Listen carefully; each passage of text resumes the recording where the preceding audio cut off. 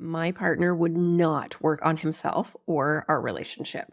Every time I brought it up, he would just say no. We would end up in a fight. And a lot of times I would walk away crying and I would be telling myself things like, he doesn't care about me, he doesn't care about us or our relationship, and that he hates everything to do with relationship growth. It completely sucked, and I felt so hopeless and so stuck. And today, we actively work on our relationship together. We went to a weekend long couples retreat and we saw Gary Chapman live with the 5 love languages. These are things that I always dreamed of and never imagined could possibly be possible in our relationship. So today, I'm super stoked to share with you the 5 biggest mistakes that I was making when I talked to him about problems in our relationship or talk to him about doing relationship growth work. And of course, I will be sharing with you what I started to do instead that had him asking me to work on things, which completely blew my mind.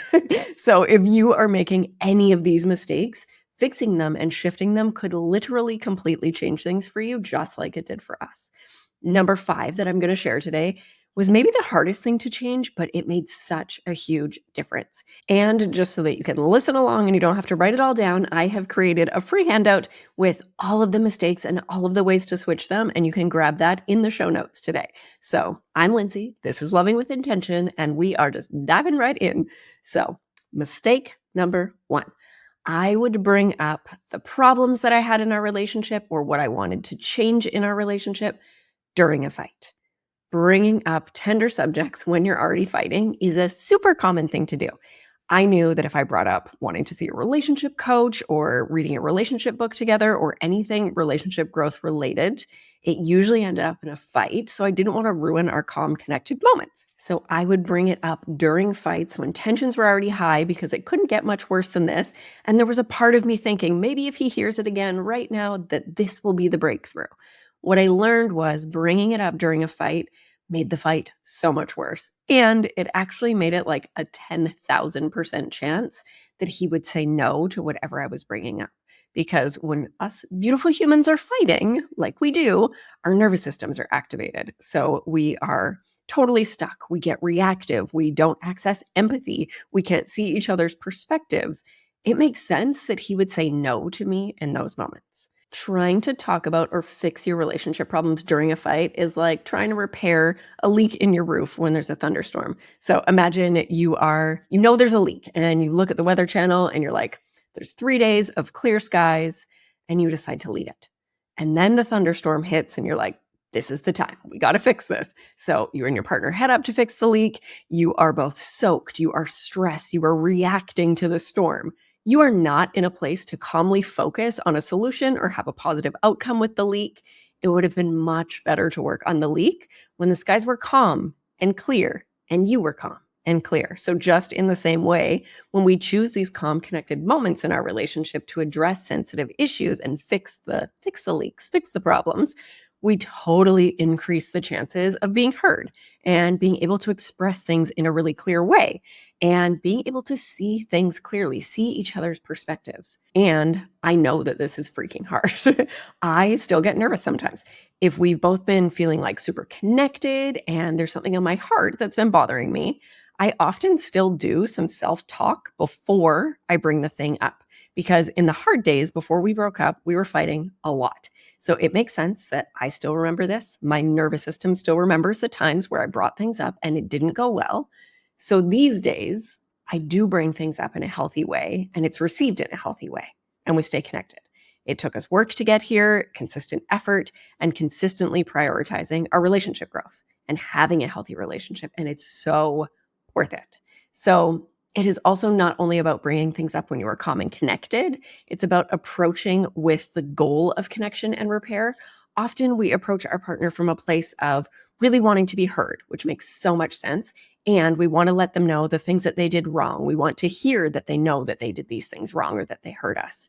And that can often just cause our partner to put up a wall and we don't feel heard at all. So instead, if we approach from a place of, I love you. And when you weren't listening earlier, when I was telling you that story, I felt really ignored.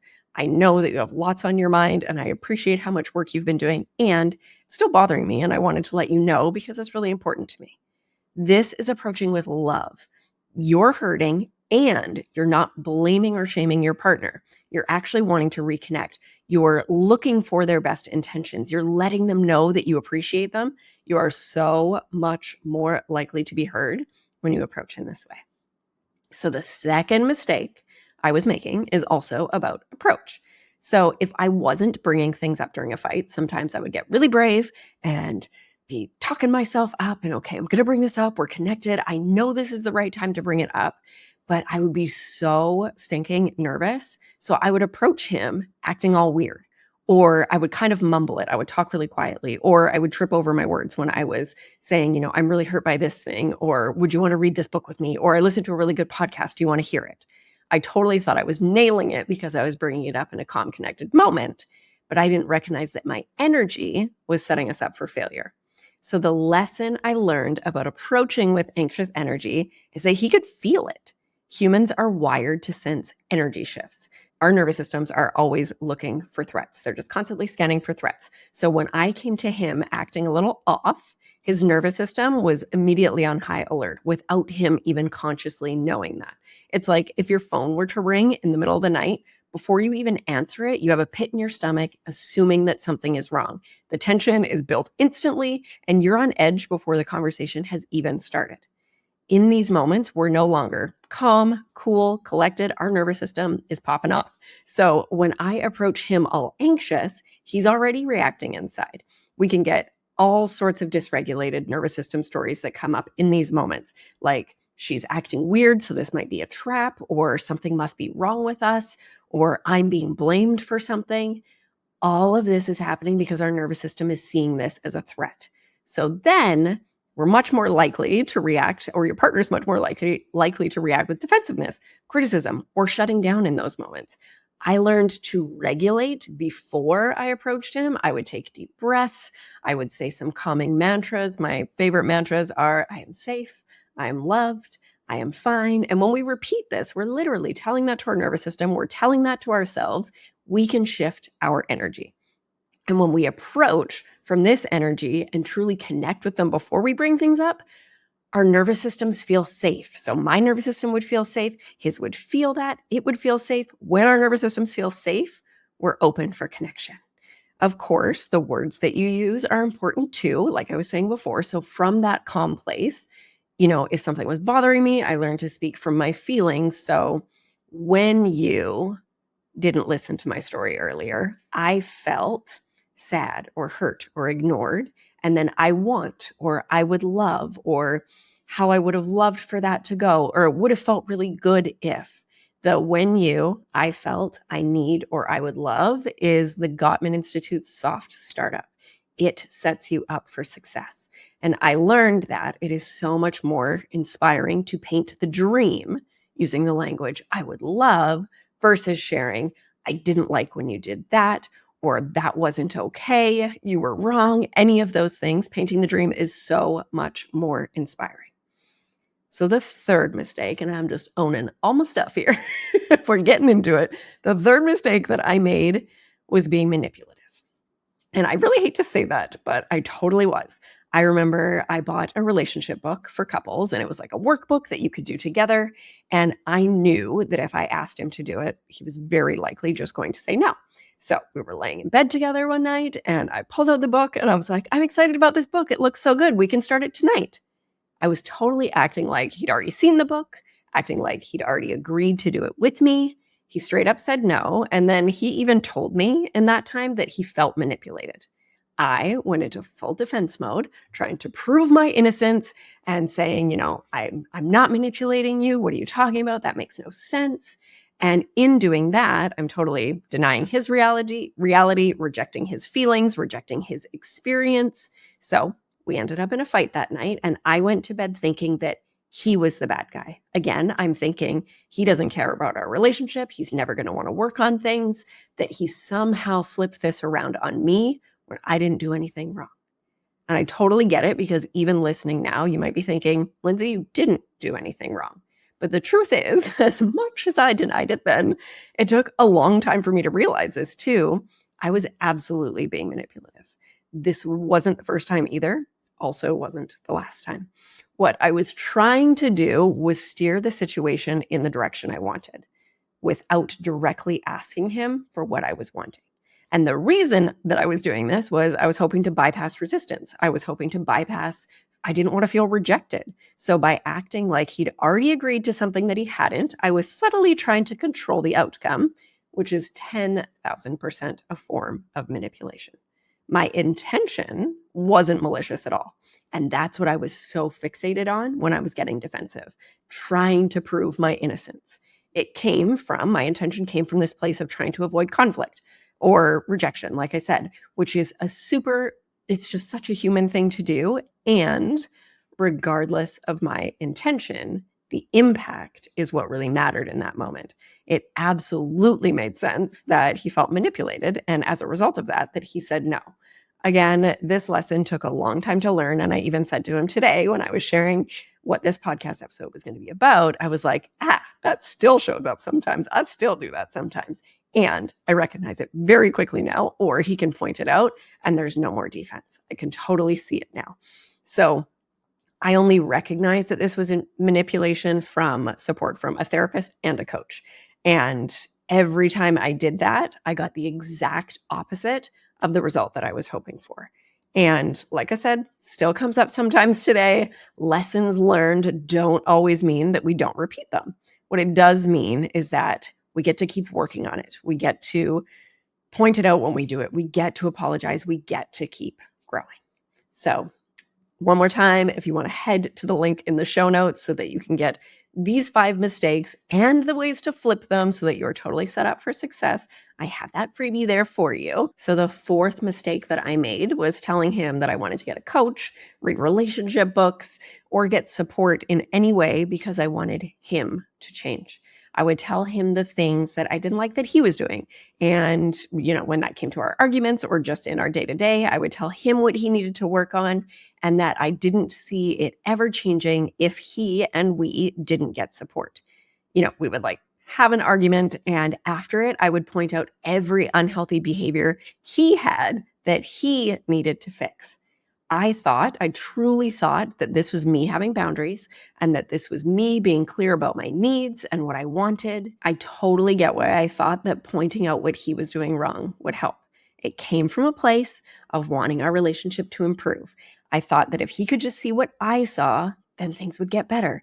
I thought that if he changed those things, everything in our relationship would get better. But what I learned was focusing on what he was doing wrong actually pushed him further and further away from wanting to work on a relationship, either on his own or with me. If pointing out what he did wrong was actually an effective strategy to make things better, we would have already had a better relationship, but we didn't.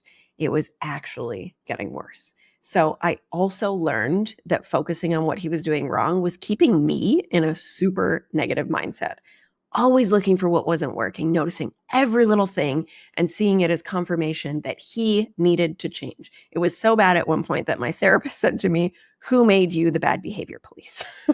Because I was on it. It was boom, he couldn't get away with anything, quote unquote, because I was on it, there to point it out, there to show him that he needed to change this. And this is why our relationship was so bad. And what we really do in those moments is we signal our brain to turn on that bad behavior radar. I was literally the bad behavior police. Have you ever bought a new car and then you just start seeing the same make and model everywhere? It is like your brain flips a switch and becomes hyper aware of it, even though it's always been around you. That's how our reticular activating system, or RAS, works in our brain. When we start thinking about the car that we want and then we start looking it up, so we're seeing it all the time, we're researching about it, we go and we test drive it, we eventually buy it, our brain is like, whoa, we are really thinking about this car. I'm going to point all these cars out to you that are the same because it's clearly very important to us. We need to notice all of these things.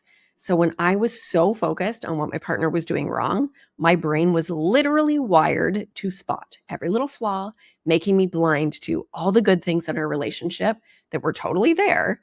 And it was making me and us totally miserable. So instead, when I finally got a relationship coach without my partner because he said no, and then I started focusing on my own unhealthy behavior patterns and what I could do to help our relationship thrive, That's actually when things started to change. I started sharing how I wanted to learn to love him better. And I started owning the ways that I was contributing to what wasn't working. I started pouring in love. I started apologizing. I started working on and focusing on me. And it changed the energy in our relationship so much. And it actually inspired him to want to do the same. It turned out that focusing on my own growth was a lot more effective in motivating both of us to work on our relationship, because pointing out everything he was doing wrong was less than motivating, less than inspiring. It did not feel good. So finally, here is the last mistake that I made. And this one, for some reason, felt especially hard to change. Whenever I asked him to work on our relationship, read a relationship book, listen to a podcast, see a coach, anything like that, and he said no, I would go into total shutdown mode. So I would pout, I would cry, my whole energy would change, I would express disappointment all over my face. Of course, it makes so much sense that I was disappointed. I was feeling rejected, telling myself that he didn't care. And what I learned was that my shutting down and showing my disappointment in that way only deepened the distance between us.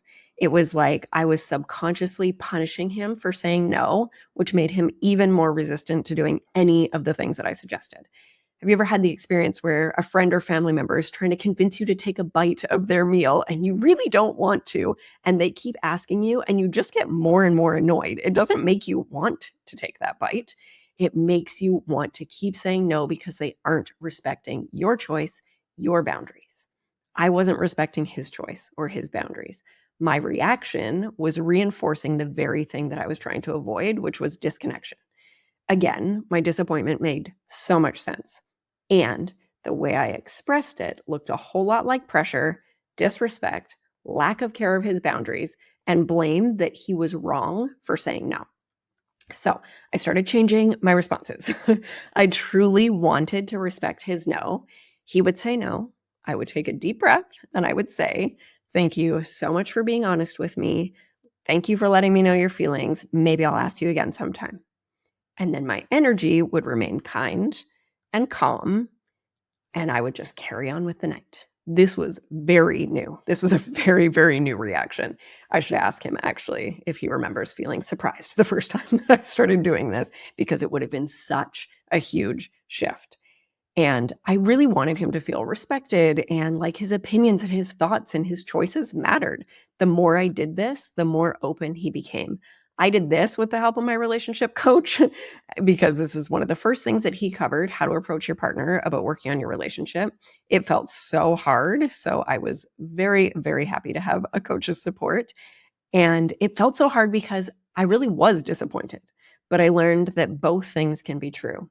I could feel disappointed and show him love and respect. The first time that I asked him if he wanted to see one of the modules that I was working on in this relationship coaching program, he said no. And I said, "Thank you so much for letting me know. I'll check in another time." And then we enjoyed our night. I stayed calm. I stayed cool. I stayed collected. I mean, in my head, I was kind of going, this is really hard. I don't like this. I'm mad that he said no. This is disappointing. And I was committed to trying something new, something that my coach said would be effective. And again, really wanted to respect him. So I didn't shut down. We didn't get in a fight. So this was already creating a super new experience around this thing in our relationship. So I asked a few more times over the coming weeks. He said no a few more times. I kept with this response. And then at only 3 weeks into the program, I asked him one night. He said no, kept cool, kept calm. And then the very next morning, we were just like hanging out. I wasn't bringing up anything at all. And he said to me, "What was that module you were talking about?" And I don't even know, like, did my eyes bug out of my head? Did my mouth drop open? Probably, because I was like, what? You're asking me what is even happening right now? And in my head, I'm going, I can't wait to tell my coach this actually is happening right now. So you better believe that I ran as fast as I could up the stairs to go get the modules that I was working on, because I was like, I'm jumping on this. I am taking this opportunity. This is amazing. And we sat on the couch. I can see us. I remember it. We sat on the couch and worked through this module together, and he was totally into it. And it was the coolest thing ever. because of this shift that I was making. So this was one of the first times that I had real evidence that one person can be the change and that our approach matters so much in our relationships. All of these mistakes I made, I didn't actually know were mistakes until my relationship coach shone a light on them for me. Signing up for a group coaching program on my own because my partner said no was the absolute hugest catalyst for change in our relationship. It blew my mind how freaking quickly change started happening in our relationship because I finally knew where to focus my energy. I knew what to do, I knew what not to do, and I had the support and accountability in doing that. We literally never learn how to do this stuff until we choose to, which you are, because you are here, you are watching, you are learning how to love with intention. So you are just absolutely amazing. And if you are thinking the idea of major change in a short amount of time sounds really amazing, I have totally got you. I would be so honored to support you with my love journey process. With or without your partner, I created the love journey to deep dive into relationship growth so that you have the exact steps, the support, and the tools to create major change in your relationship. So you can leave a comment below. You can reach out on Instagram, loving.with.intention, or email. All the deets are in the episode notes. And your intentional action for today is to head to the show notes, get your free handout of the PDF recapping all of these mistakes that you heard here today and the shifts in how you can show up in healthier ways. And then choose one of those things to really focus on, and you will get to see the change that comes from that. You have got this. I'm sending you so much love. Thank you so much for being here. Remember that nothing changes if nothing changes. So let's have an intentional week. Bye-bye.